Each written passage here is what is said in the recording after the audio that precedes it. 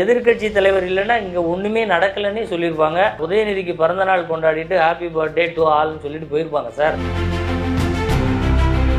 இப்போ எந்த மூலமா நீங்க அவங்களுக்கு சொன்னீங்கன்னு அதை வெளிப்படுத்தணும்ல அந்த அறிக்கையில். அது தண்டோரா போட்டு சொல்லியிருப்பாங்க. தண்டோரா எந்த தெருவில் யாரை வைத்து அவ்வளோ பேர் மேன் பவர் இருக்கு அரசு கிட்ட. ஏன் அமைதியா இருந்தீங்க? இரவுல தூங்கிட்டீங்களா? ஏன்னா ஸ்டாலின் தூங்கியிருக்க மாட்டார். அவருக்கு என்னைக்கு திமுக ஆட்சிக்கு வந்துச்சோ அவங்க கட்சிக்காரங்க என்னென்ன செய்வாங்கன்னு தெரியாம அவர் தூக்கம் இல்லாம தவிச்சுக்கிட்டு இருக்காருங்கிறது அவரே சொல்லியிருக்காரு. அதே போல் அதிமுக ஆட்சி காலத்தில் ஒக்கி நிவர் போன்ற புயல்கள் வரும்போது கிட்டத்தட்ட 6 லட்சம் மரங்கள் விழுந்தது சென்னையில். அடுத்த நாளுக்குள்ள அந்த விழுந்த மரங்களின் சுவடு தெரியாமல் அத்தனை லட்சம் டன் குப்பைகளை காலி பண்ணாங்க. கடந்த 3 ஆண்டுகளிலே இந்த அரசு உரிய பயிர்களை காப்பீடு செய்வதற்காக பிரீமியத்தை செலுத்தாததுனால கிட்டத்தட்ட ஒரு ஹெக்டேருக்கு 84,000 ரூபாய் வரைக்குமான இழப்பீடு பெறுவதற்கான வாய்ப்பை இந்த அரசு தவற விட்டுருக்கு. எதிர்கட்சி என்பது கொதிக்கிற பானையில் இருக்கிற சோற்றை பதம்பாக்கக்கூடிய ஆப்பையை போன்றது. ஆப்பை இல்லாமல் சோறுடைய பதத்தை செக் பண்ண முடியாது. அதனால அவ்வளவு முக்கியத்துவமானது எதிர்கட்சின்னு சொல்றாரு. நாங்க எதிர்கட்சி சொல்றதை கண்டுக்க மாட்டோம் அப்படின்னு ஸ்டாலின் சொல்றாரு. அமைச்சர்கள் தூங்கிட்டாங்க, இல்ல முதல்வர் துணை முதல்வர் தூங்கிட்டாங்க, வட மாவட்டத்தில் இருந்த அதிமுக எம்எல்ஏக்களும் தூங்கிட்டாங்க.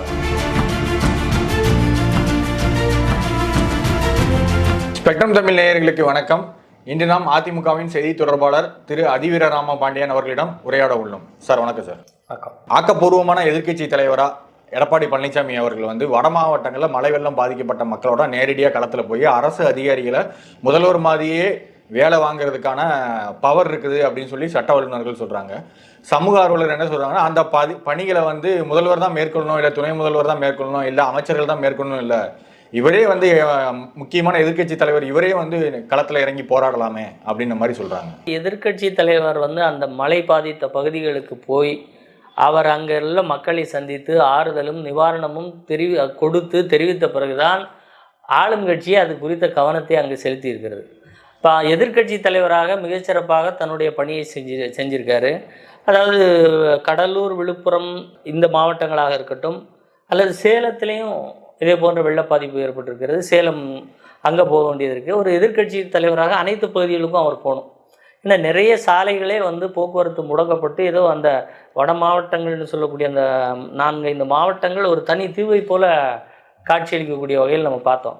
அப்படி இருக்கும்போது அனைத்து தரப்பு மக்களும் அனைத்து இடங்களையும் அவர் போனதுக்கப்புறம் தான் நீங்கள் அது செய்தியாக்கவே படுகிறது. அப்படி இருக்கும்போது அவர் ஒரே இடத்துல இருக்க முடியாது. ஒவ்வொரு மாவட்டத்திலும் ஒவ்வொரு நாள் என்று சுற்றுப்பயணம் சென்று அனைத்தையும் இந்த அரசுக்கு இல்லை பொதுவெளிக்கு எக்ஸிபிட் பண்ணி கொண்டு வந்ததுக்கப்புறம் தான் இந்த அரசு கொஞ்சமாவது முழித்து கொள்ளக்கூடிய வேலையை செய்கிறதே ஒழிய எதிர்கட்சி தலைவர் இல்லைன்னா இங்கே ஒன்றுமே நடக்கலைன்னே சொல்லியிருப்பாங்க. உதயநிதிக்கு பிறந்தநாள் கொண்டாடிட்டு ஹாப்பி பர்த்டே டு ஆல்னு சொல்லிட்டு போயிருப்பாங்க சார். இன்றைக்கு இந்த அளவுக்கு இதெல்லாம் இந்த மாதிரி செஞ்சுக்கிட்டு இருக்காங்க அப்படின்னா அதுக்கு ஒரே ஒரு காரணம், எதிர்கட்சியாக எடப்பாடியார் தன்னுடைய பணியை மிகச்சிறப்பாக செஞ்சிருக்காரு அப்படிங்கிறது தான் அர்த்தம். ஆனா துணை முதல்வர் திருவண்ணாமலையில நேரடியாக களத்துக்கு போறாரு. முதல்வரும் களத்துக்கு கடலூர் மாவட்டம், விழுப்புரம் மாவட்டங்களுக்கு போறாங்க. பொன்முடி மேல சேரவாத்தி இறக்கிற அளவுக்கு அவங்க நல்லா தான் உழைச்சிக்கிட்டு இருக்காங்க. இருந்தாலும் எதிர்கட்சிகள் வழக்கம் போல குற்றச்சாட்டு ஆலோசனை கூறாம குற்றச்சாட்டை ஆளுங்கட்சி மேலே வைக்கிற மாதிரி தெரியுது. இப்போ ஒன்றா போவோம். எப்படின்னா துணை முதலமைச்சர் களத்துக்கு போனார்னு சொன்னீங்க. களம்னா எந்த களம்? அதாவது தண்ணீர் பெருகி இருக்கிற இடம், நீர் தேங்கி இருக்கிற இடம் ஒன்று. திருவண்ணாமலை நிலச்சரிவுக்கு அவர் நேரடியாக போறார் சார். இல்லை, தான் நிலச்சரிவு அந்த இடத்த போய் பார்வையிட்டு வந்துடுறாங்க. பாதிக்கப்பட்ட மக்களை எங்கே பார்க்குறாங்க? அதாவது அந்த இடத்த யாருமே இல்லாமல் நீர் பெருகி இருக்கிற சரிந்து கிடக்கிற இடத்த பார்க்குறீங்க. ஆனால் மக்கள் எங்கே சந்திக்கிறீங்க? ஏற்கனவே எந்த பாதிப்பும் இல்லாமல் முகாம்களில் தங்க வைக்கப்பட்ட மக்கள்கிட்ட போட்டோ எடுத்துக்கிறீங்க. ஆனால் பார்க்குற இடம் எது? பாதிக்கப்பட்ட இடம். அங்கே யாரையாவது பார்த்துருக்கீங்களா? 2 முதலமைச்சராக இருக்கட்டும், துணை முதலமைச்சராக இருக்கட்டும், அந்த இடத்தில் யாரையாவது சந்தித்தார்களா? சந்திச்சாங்கன்னா பொன்முடிக்கு விழுந்த சேர் இவங்க மேலே விழுந்திருக்கும். அதனால பாதிக்கப்பட்ட இடங்களை பார்வையிட்டார். முகாம்களில் நலத்திட்டம் சார். முகாம்களே மக்களுக்கு உதவுவதற்கு உணவு எல்லாமே ஏற்படுத்தி வச்சிருக்கிற இடம் தானே. அங்கே போய் முதலமைச்சரும் துணை முதலமைச்சரும் போய் பார்த்தது பெரிய சாதனை மாதிரி சொல்லிட்டு இருக்கீங்க. அவங்க எங்கே போய் நின்றுருக்கணும் சார்? மக்கள் எங்கே பாதிக்கப்பட்டிருக்கிறார்களோ, எங்கே அவர்கள் இன்னும் உதவிக்காக இயங்கி கொண்டிருக்கிறார்களோ அந்த இடத்திற்கு அரசு அதிகாரங்களோடு உரிய அதிகாரிகளோடு போய் நின்று அந்த பணியை மேற்பாடு பேர் தான் மேற்பார்வையிடுறதுன்னு. எடப்பாடியார் போராடி தண்ணிக்குள்ளே இறங்கி எங்கே பாதிக்கப்பட்டிருக்காங்களோ அந்த இடத்து வரைக்கும் போய் ஆறுதல் சொல்கிறாங்க, இல்லைன்னா நீங்கள் வெளியே வாங்கன்னு சொல்கிறாங்க. அப்படி செய்யணும். நீங்கள் அழகாக செய்திக்கு அங்கே யாருமே இல்லை, தண்ணி தேங்கியிருக்க ஒரு இடத்துல அந்த இடத்தை பார்வையிட்டார், அதுக்கப்புறம் முகாமுக்கு வந்துட்டார்.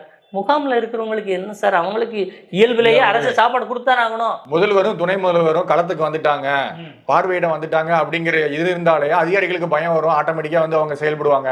நீங்க சொன்ன மாதிரியே பொன்முடிக்கு நடந்த அந்த சேர்வீச்சு அப்படிங்கிறது துணை முதல்வருக்கும் நடந்துடக்கூடாது அப்படிங்கிற பயத்துக்காகவே அதிகாரிகள் செயல்படுவாங்கல்ல, அதுக்காக தான் அவங்க நேரில் வராங்க. இல்லை சார், அதாவது பொன்முடி விஷயத்தை எடுத்துக்கிறோம். இப்போ நீங்கள் இந்த 2 விஷயத்துக்கும் நான் அந்த பொன்முடி கேள்விக்கு பதில் சொல்லிட்டு வந்தோம்னா சரியாக இருக்கும்னு நினைக்கிறேன். இப்போ பொன்முடிக்கு போன உடனே மக்கள் எரிஞ்சிட்டாங்களா சார் சேர் எடுத்து? அதுக்கு முன்னால் என்னெல்லாம் நடந்துச்சுன்னு பார்ப்போம். முதல்ல 5 முறை கட்டுப்பாட்டு அறைக்கு அந்த பகுதி மக்கள் ஃபோன் பண்ணியிருக்காங்க. 5 முறையும் அதிகாரிகள் எடுத்து பேசியிருக்காங்க. எந்த அதிகாரியும் உடனடியாக அந்த இடத்திற்கோ இல்லை எப்போது வருவோம் என்ற தகவலோ அல்லது உங்களுக்கு உணவு தண்ணீர் கிடைக்கும், இத்தனை மணிக்கு கிடைக்கும் என்று எதுவுமே சொல்லலை அப்படின்னு சொல்கிறாங்க. முதல் கட்டம். அடுத்து அதுக்கப்புறம் காவல்துறைக்கு அங்கே உள்ள அருகில் இருப்பவர்களுக்கு தொடர்பு கொண்டு என்ன சார் இருக்குது, இந்த மாதிரி ஆச்சே, நேற்று நைட்லேருந்து ஃபோன் பண்ணிகிட்டு இருக்கோம், ஒருத்தர் கூட வரல, யாருமே எந்த உதவியும் செய்யலைன்னு சொல்கிறாங்க. 2வது, அடுத்து அங்கே உள்ள சட்டமன்ற உறுப்பினர் போகிறாங்க, அவர்கிட்டையும் முறையிடுறாங்க, எங்களுக்கு கலெக்டருக்கு கூப்பிடுங்க, எங்களுக்கு இப்படி எந்த ஒரு உணவு கொடுக்க கூட யாருமே வரலேன்னு சொல்லிட்டு, அதற்கு பிறகு அந்த 3 நிலைகளிலும் தோல்வி கண்ட மக்கள் 4வதாக கலெக்டரை கூப்பிடும்போது கலெக்டரோட பொன்முடி போகிறார். அப்பவும் கார்லேருந்து விசாரிக்கிறதுனால மக்கள் கோவப்பட்டு சகதி அடித்தாங்க அப்படின்னு சொல்கிறாங்க. அப்போ இத்தனை நிகழ்வுகளுக்கு அப்புறம் தான் இந்த வேலை நடந்திருக்கு. வந்த உடனே யாரையும் பார்த்த உடனே சகதி அடிச்சிட்டாங்க, சேர் எடுத்து அடிச்சிட்டாங்க அப்படின்னு நம்ம சொல்ல முடியாது. பொன்முடி பிரஸ் மீட்ல என்ன சொல்றாரு அப்படின்னா, நான் வண்டிக்குள்ளே இருந்துட்டு ஆய்வு பண்ணேன்னு சொல்லி சில மீடியாலாம் போடுறாங்க. கிடையவே கிடையாது, நான் உள்ள போய் நிக்கிறேன், 1/2 மணி நேரமா மக்களோட பேசிக்கிட்டு இருக்கேன். அங்க சேரடிச்சு என் மேல சேரடிச்சது ஃபுல்லா பாமக காரங்களும் அதிமுக காரங்க தான் பண்றாங்க. தேர்தல் தோல்வியை கணக்குல வச்சு என் பேருக்கு கெட்ட பேர் வர வைக்கணுங்கிறதுக்காக அவங்க திட்டமிட்டு பண்ணதுதான் இந்த வேலை. அதுதான் சொல்றேன் சார், இந்த மக்கள் இவரை பார்த்தவுடன் சேரெடுத்து அடிக்கல. அவர்களுடைய அந்த அரசுக்கும் அவர்களுக்குமான கோபம் எங்க ஆரம்பிச்சிருக்குன்னு சொல்றேன். நைட்டில் 1,80,000 கனஅடி தண்ணீரை திறந்து விட்டு யாருமே பக்கத்தில் போகாமல் இருந்தாங்கல்ல, அப்போ இவ்வளோ தண்ணி வருதுன்னு கட்டுப்பாட்டு அறைக்கு ஃபோன் பண்ணாங்கல்ல, அப்போ கட்டுப்பாட்டுத்துறை கண்டு கொள்ளாமல் இருந்துச்சுல்ல, அது யாரோட மெத்தனை போக்கு? அதிமுகவோட மெத்தனை போக்கா, இல்லை பாமகவோட மெத்தனை போக்கா, இல்லை ஆட்சி அதிகாரத்தில் இருக்கிறவங்க அமைச்சராக மட்டும் போகிறதுக்கு உள்ள சொகுசுக்கு பார்க்கக்கூடாது? அங்கே இருக்கிற என்ன நிலைமை, அதுக்கு நீங்கள் போய் ஏதாவது நடவடிக்கை எடுத்தீங்களா? அந்த 5 முறை தொடர்பு கொண்டாங்களா, அந்த மக்களை போய் பார்க்கவே இல்லைன்னா அப்புறம் அவங்க என்ன எதிர்வினை ஆற்றணும்னு நினைக்கிறீங்க?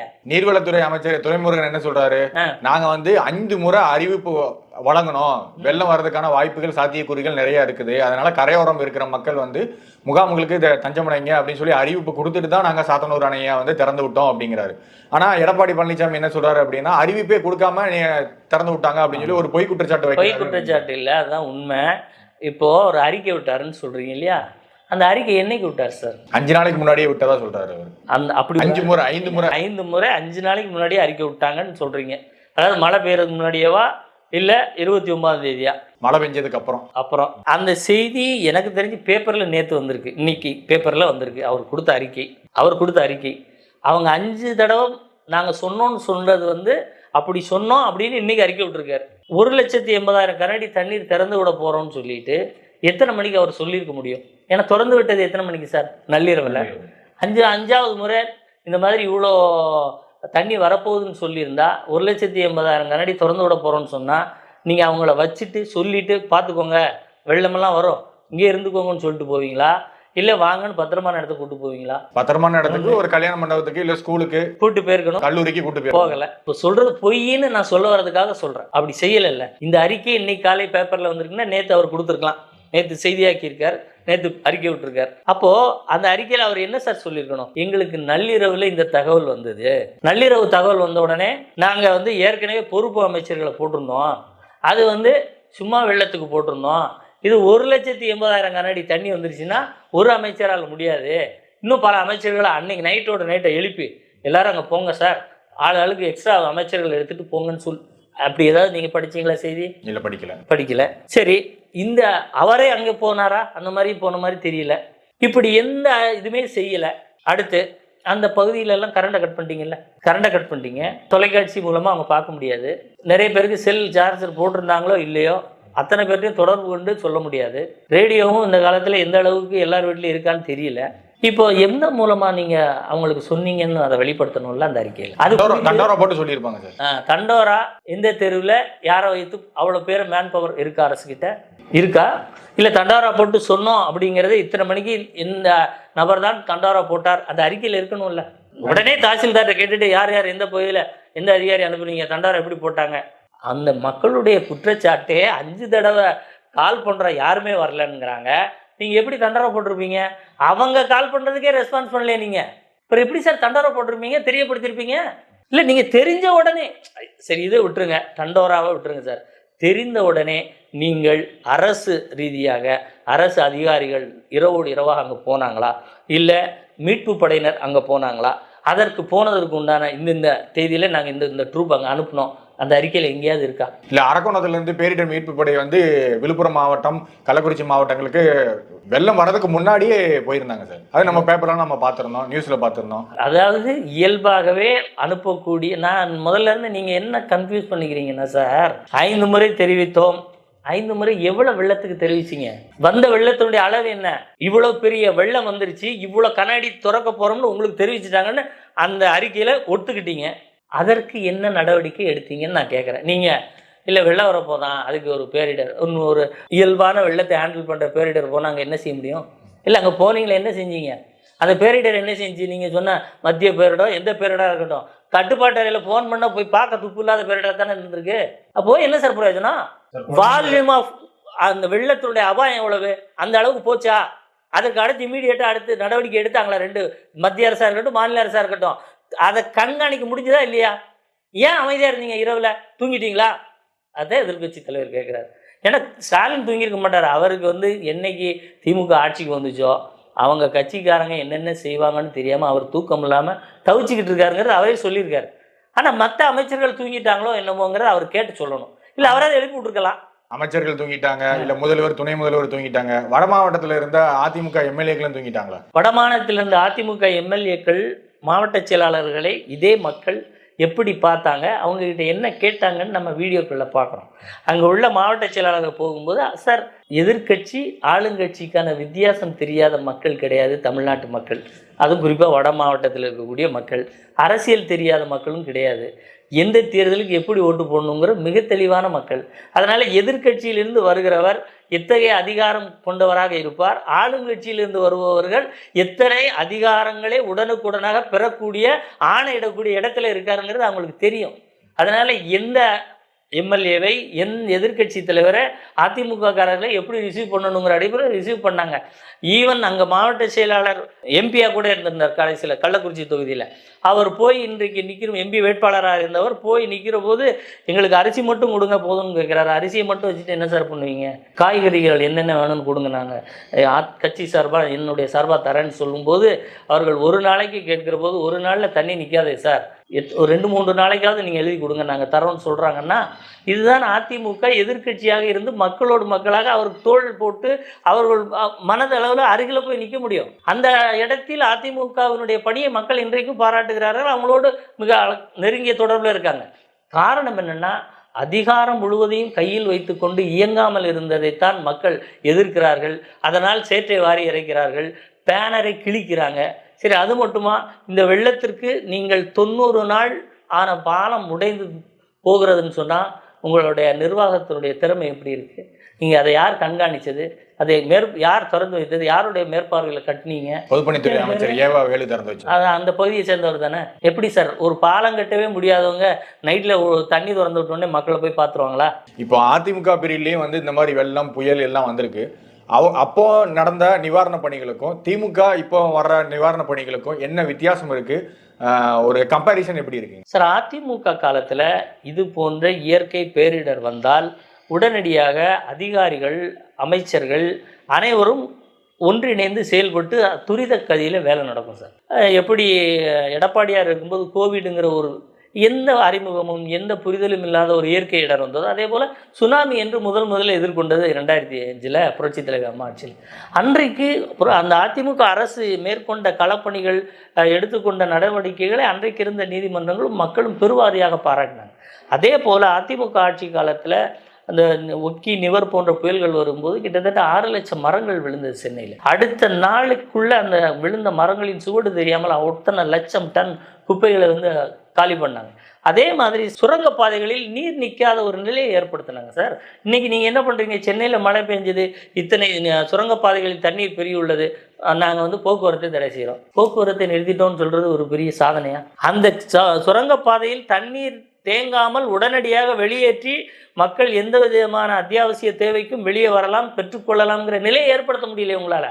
அப்புறம் இது எப்படி நீங்கள் பண்ண முடியும்? இதே அனைத்தையும் அதிமுக ஆட்சி காலத்தில் செஞ்சாங்க. அதே மாதிரி அதிமுக 2020 வரைக்கும் இந்த சென்னையினுடைய மாநகரத்தினுடைய அந்த நீர் வழிகளை ஆராய்ந்து கிட்டத்தட்ட 3400 இடங்களில் மழை பெய்தால் தண்ணி தேங்கி நிற்கக்கூடிய நிலை இருந்தது.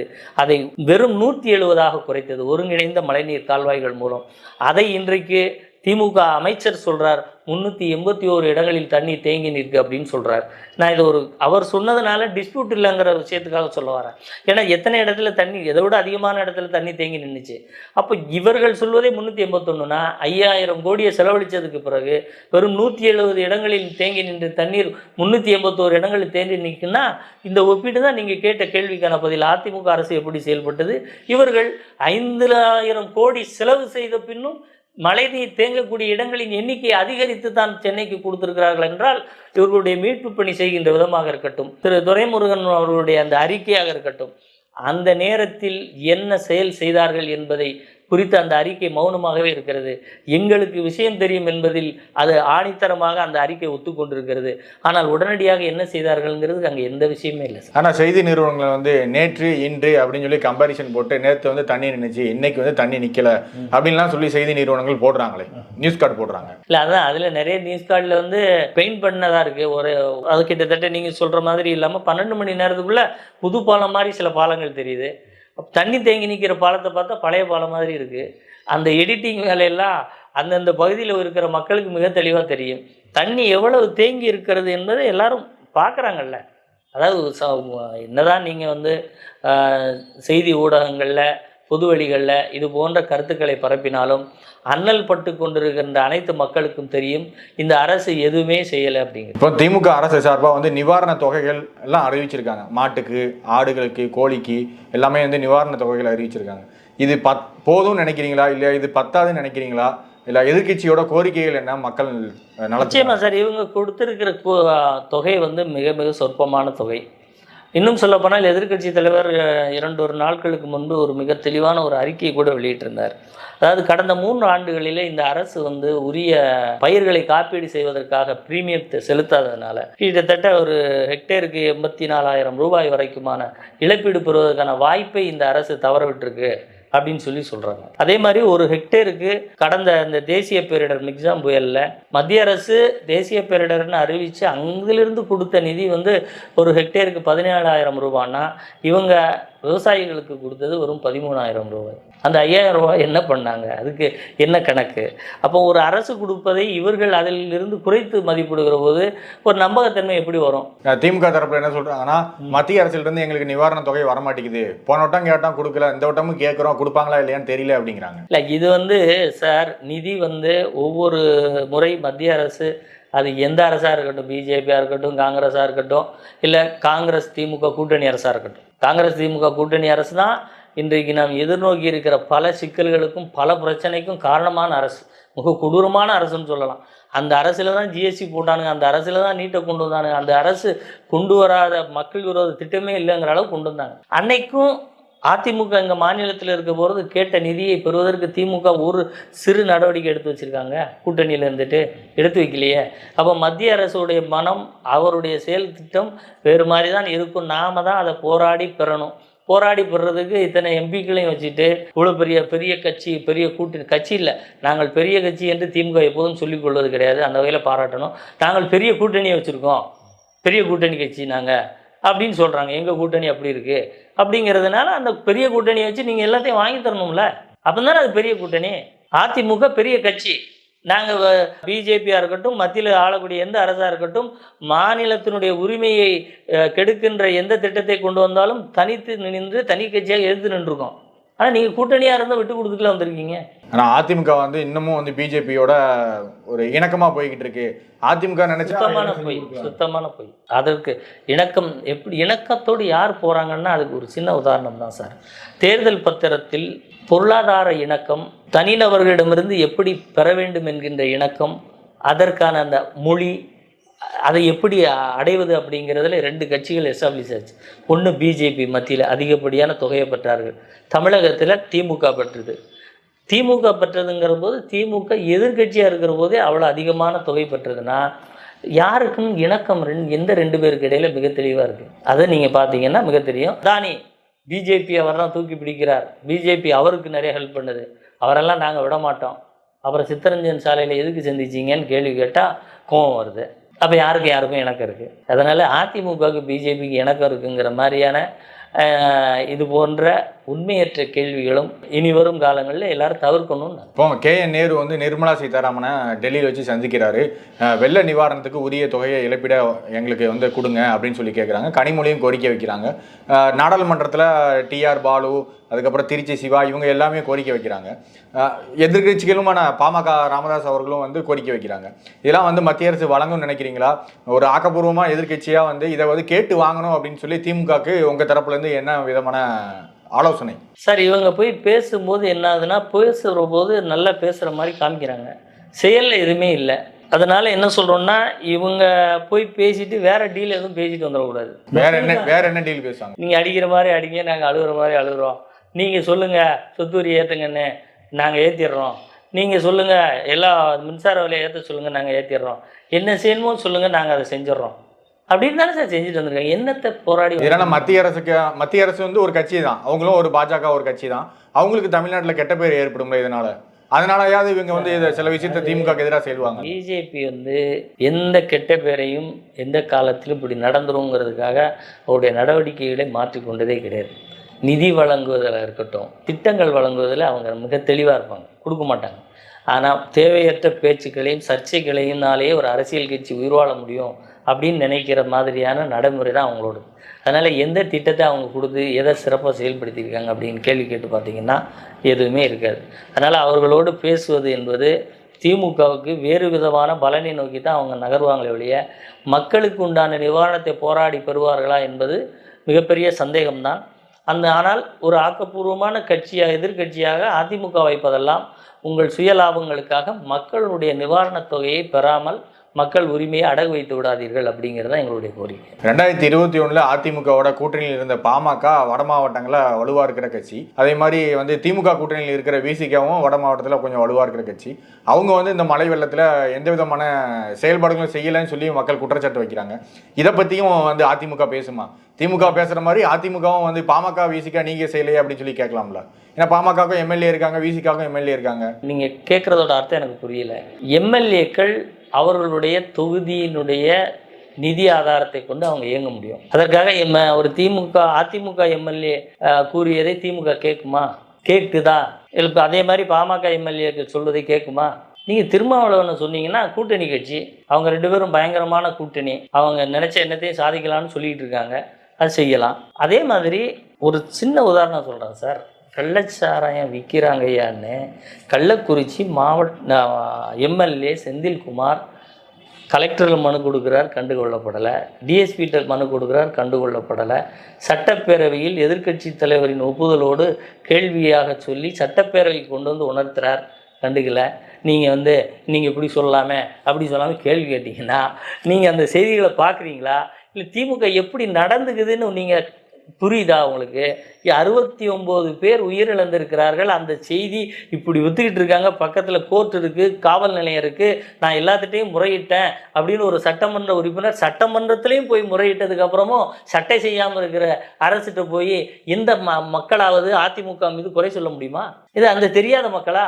கள்ளக்குறிச்சி விசச்சாராய மரணம் அங்கே தான் நடந்திருக்கு, இந்த வெள்ளமும் அங்கே தான் நடந்திருக்கு. யார் இதற்கு காரணம் என்பதை அங்குள்ள மக்களுக்கு தெளிவாக தெரியும். நீங்கள் உங்களுக்கும் எம்எல்ஏ இருக்கிறாங்க அப்படின்னா எங்கள் எம்எல்ஏ எப்படி இருப்பாங்க, என்ன செய்வாங்க, அவங்க எங்கெல்லாம் சொல்ல முடியுமோ அங்கெல்லாம் சொன்ன பிறகும் இந்த திமுக அரசு எவ்வளவு செயலற்று நின்றது, இன்ஆக்ஷனாக இருந்ததுன்னு நீதிமன்ற உத்தரவுகளில் சொல்கிறாங்க சார். இன்ஆக்ஷனாக இருக்கிறவர்கிட்ட போய் நாங்கள் ஆக்ஷன் பண்ணுங்கன்னு சொன்னால் வந்துருமா?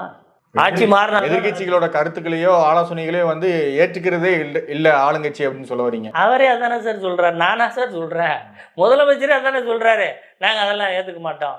ஏன்னா அவர் அண்ணா சொன்னாலும் கேட்க மாட்டாரு, டிஎம் நாயர் சொன்ன நீதி கட்சியினுடைய நாயர் சொல்றதையும் கேட்க மாட்டாரு. அண்ணா என்ன சொல்றாரு, ஒரு எதிர்கட்சி என்பது கொதிக்கிற பானையில் இருக்கிற சோற்றை பதம்பாக்கக்கூடிய ஆப்பை போன்றது. ஒரு அகப்பை இல்லாமல் சோறுடைய பதத்தை செக் பண்ண முடியாது. அதனால் அந்த அவ்வளவு முக்கியத்துவமானது எதிர்கட்சின்னு சொல்கிறாரு. நாங்கள் எதிர்கட்சி சொல்கிறத கண்டுக்க மாட்டோம் அப்படின்னு ஸ்டாலின் சொல்கிறாரு. நீங்கள் அவர்கிட்ட போய் ஏதாவது என்ன சார் இது எனக்கு நீங்கள் ஸ்டாலினையாக பாவம் தர்ம சங்கடத்துக்கு உள்ளாக்குறீங்க. அவருக்கு ஆட்சி மாற்றம் தான் இதுக்கு தீர்வுங்கிறது தான் உங்கள் கேள்வி எல்லாத்துக்குமான பதில். அதிமுக எதிர்கட்சியாக எங்களுடைய அனைத்து தார்மீக கோரிக்கையையும் வற்புறுத்தலையும் இந்த மக்களுக்கான நலனையும் தொடர்ந்து எடுத்து வச்சுக்கிட்டே இருக்கோம். அதை சட்டம் செய்யாதவர்கள் திமுக. சட்டமன்றத்தில் சொன்ன பிறகும் சட்டம் செய்யாத கட்சி ஒன்று இருக்குன்னா அது திமுக தான். நீங்க சொல்றீங்க ஆட்சி மாற்றம்ங்கிறீங்க, இன்னும் ஒரு 1.5 வருஷம் இருக்கு.